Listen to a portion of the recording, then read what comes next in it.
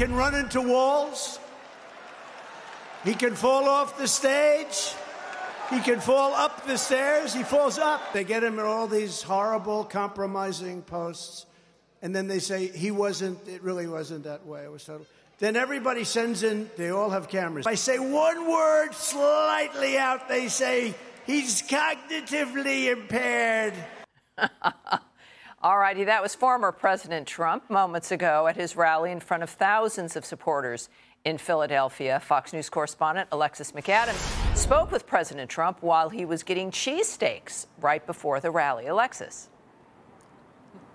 Hey, Tammy, we had a chance to catch up with former President Donald Trump, who says how he's preparing for the upcoming CNN presidential debate is on the campaign trail. It's a much different picture than we see with what's happening with President Joe Biden, who's hunkered down right now out at Camp David, trying to come up with a strategy. This is what Trump had to say about it. Watch.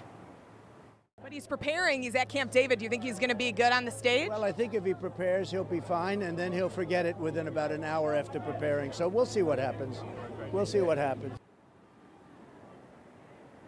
Now, according to a recent Marist College poll, Trump's leading Biden by 2 points. Trump's on a swing state tour, right, Tammy, hitting Michigan, Wisconsin, Georgia, and then today Pennsylvania, just to name a few in the past few weeks. These are states the former president won back in 2016, but lost in 2020. And recent polling shows Trump's doing better in those states this time around. With who? Well, with young and non-white voters who say they're upset with Biden's handling of the economy and with Gaza, which isn't surprising because every time he's out pretty much on the trail, Biden, you see those protesters show up. Trump's hitting urban areas to try and gain support in those swing states. Watch. You're going to Philly, you're going to the Bronx. What's the plan? It's no game plan. It's just there's a lot of love. You know, they want hope. There's no hope with this guy Biden. He's the worst president we've ever had. There's no hope. And I say it all the time now. I started like a week ago. I didn't even realize it. I'm saying the people need hope. I go out, I see the greatest people. So we're in the middle of a pretty rough area, and it's a love fest. You see that? It's incredible. They want hope. They want to have a future. Listen to the people. And these are not people that would normally be going wild. It's been amazing.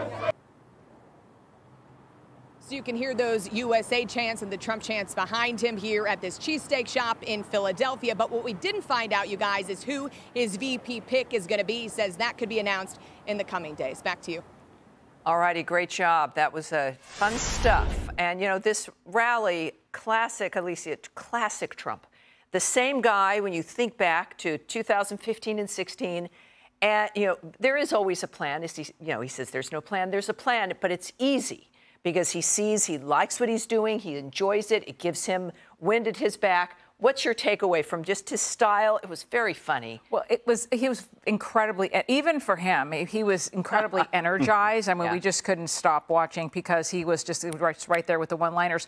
But I also thought when he was referring to the CNN presidential debate on Thursday, he was talking about how there won't be an audience, right? And he said, they took all the fun out of it, and you can see what he's talking about. He had that audience voting on nicknames for President Biden, and he had them like cheer for one name, and then everyone would cheer, and then he would have him do it another. He was very loose on his feet and very comfortable with the crowd. And so, you know, and we were talking, if he can maintain that kind of energy and that sort of tone throughout the CNN presidential debate, that could work in his favor if he's able to do that. So, Joe, I mean, this I think is key also, is the difference between having to stay away and prepare for 7 days versus owning the nature of the issues, you know, knowing what you already want to convey. Is this kind of a sign of things to come, his attitude and his demeanor at this point? The word that I wrote down to sum up this whole speech, if I had to do it in one word, swagger. Right? A close second, confidence, right? This was a 2016 version of Donald Trump that we're seeing here. He is a happy warrior, and the crowd ate out of his hand. Again, this is in a part of Philadelphia that voted for Donald Trump to the tune of 5%. In that arena, 10,200 people sold out tonight. A couple of notes that I had as far as that nickname contest, live crowd poll. Sleepy Joe was edged out by Crooked Joe. So I'm sorry, Crooked Joe edged out. Which he's transferred from Hillary. Yeah. Well, and we also learned that Hillary has a new nickname, Beautiful Hillary, because, quote, she's such a beautiful woman. 43 minutes into that speech, he was still talking about immigration. He was hammering that home, and especially the amnesty plan that Joe Biden is carrying out. He talked about inflation, talked about wasteful spending. Here's the bottom line. When you go to places like Beverly Hills, California, Detroit, Philadelphia, Wildwood, New Jersey, the Bronx, you are playing to win while Joe Biden is away for 7 days, hoping not to lose. Right, Dr. Siegel. Two things here, both piggybacking what was already said. It's clear you're seeing his strategy that's going to go into the debate about he's going to contrast his extemporaneous abilities to Biden's woodenness reading off a teleprompter. He made that point over and over again, and I've interviewed him. We all have. He never uses a teleprompter. He doesn't even have notes, Trump. So he just literally talks, and that's his cognitive test. That's what he's saying. This is my cognitive test. Compare me to the other guy falling off the stage. The other point that Joe was just saying is, you know, Philadelphia is a city #2 in the Northeast in terms of illegal migrants. So, in other words, that's where he's going to hit. And Alexis was saying this in the setup in her report. He's going to hit cities that are vulnerable because they're filling with migrants that came across the border that he's saying, anyway, he had secure. Whether he really had it secure, he's certainly not secure now. So he's contrasting his border policies with the current border policies. He's contrasting his cognition to Biden's. Right, and I think that it's not that these cities are vulnerable necessarily. They are, look, they're blue cities. They voted for Democrats. They're getting what they voted for. It is the contrast between this is real. This is what you've been voting for. You can make a difference now. You can change that vote. You can decide this is not what you believed in. This is not what you voted for, in fact. Isn't that part of it? Giving people an alternative. I think you hit the nail on the head there, Tammy, because what he's doing is he's going into places that politically are unfriendly, right? That's the expectation, that he's not going to be received well. But then what does he do? He takes what he is polling at his highest with, and he focuses on that. You said 43 minutes? Yeah. For 43 minutes. He did this on his Western swing as well. It was border, border, border, because when folks are talking about their top issues, sometimes it's the economy, sometimes it's the border, sometimes it's democracy. Moving into the economy.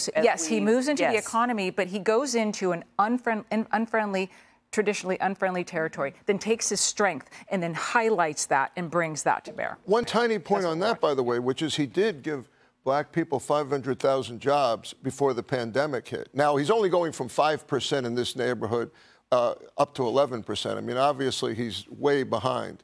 But he probably thinks that he has a sales pitch there. But for the state and the electors of that state and being able to win Pennsylvania, if you can bring along 5 to 10% more of black Americans, 10, 20% more suburban women, 5% more urban voters, like from Philadelphia, you can win that state. That's right. If Joe Biden can't run up the score in cities like Atlanta, he doesn't win Georgia. Can't run up the score in Philadelphia, doesn't win Pennsylvania. Even just by a few points. Or Detroit, for that matter. Yeah, just if he gets to double digits. Right? And we're seeing polls, Tammy, where he's polling at 23, 24% support among blacks, and he's beating Joe Biden among Hispanics.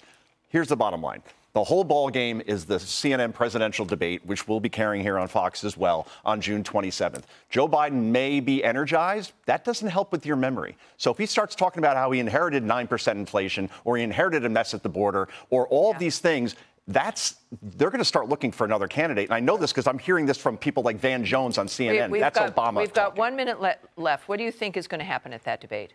I don't know what will happen, but I think what a lot of independents out there, because those are the ones that both of these candidates need to talk to, are going to be looking for something that they won't expect, because there are all these expectations that are already out there. I think Trump goes after him. Joe was just implying that he's going to try to show a difference.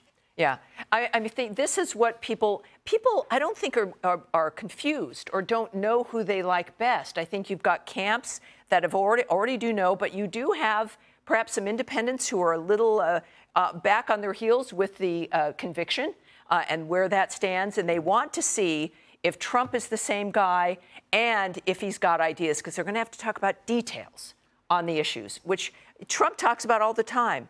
Biden, not so much. All right, well, this has been fabulous. I mean, we were transfixed and laughing a lot of the time, even if you disagree with him. There's a great dry sense of humor. He has a great time.